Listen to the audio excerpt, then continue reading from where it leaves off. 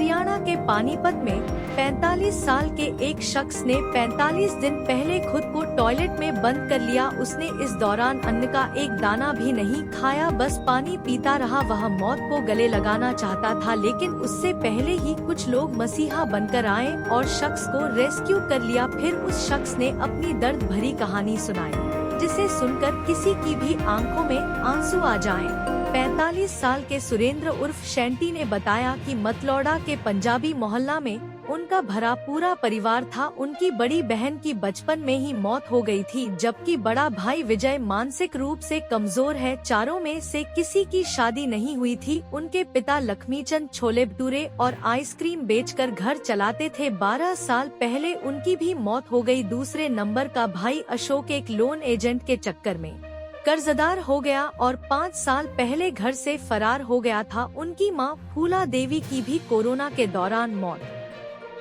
हो गई थी। तीसरे नंबर का भाई राजकुमार का हिमाचल प्रदेश में हैंडलूम का काम करने लगा, जो 3 माह पहले ही मतलौड़ा आया था, लेकिन अज्ञात कारणों से उसकी भी मौत हो गई। बस इसी बात का सदमा सुरेंद्र को लग गया। इसके बाद उसकी भी जीने की इच्छा खत्म हो गई। वो भी अब मरना चाहता था, इसलिए उसने खुद को टॉयलेट में बंद कर लिया। उसे बाहर की आवाज से भी नफरत हो गई थी। उसका भाई विजय, जो कि मानसिक रूप से कमजोर है, वो भी घर में कई दिन तक भूखा प्यासा यूं ही पड़ा रहा। कभी कभार किसी से रोटी मांगकर खा लेता था। पड़ोसियों ने फिर समाज सेवी संस्था जन सेवा दल को इसकी सूचना दी। वो लोग मौके पर पहुंचे। उन्होंने घर की छत से मकान में चढ़कर दोनों भाइयों को रेस्क्यू कर निकाला। फिर अपने आशियाना में उन्हें सहारा दिया। जन सेवा दल के चमन गुलाटी ने बताया कि जब दोनों भाइयों को रेस्क्यू किया गया तो उनके कपड़े मलमूत्र से भरे हुए थे। बदबू से अंदर घुसना भी मुश्किल हो रहा था। साफ सफाई के बाद जनसेवा दल के सदस्य दोनों भाइयों को आदर्श नगर स्थित अपना आशियाना लेकर आए।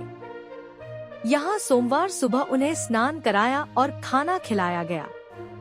इस दौरान विजय ने 2 रोटी खाई, लेकिन सुरेंद्र 45 दिन लगातार भूखा रहने के चलते एक रोटी भी मुश्किल से खा सका। उनकी चिकित्सक से भी जांच कराई गई है। चिकित्सक ने लंबे समय तक खाना न खाने के चलते पाचन शक्ति कमजोर होना कारण बताया है। अब दोनों भाई जन सेवा दल के आशियाना में ही रहेंगे।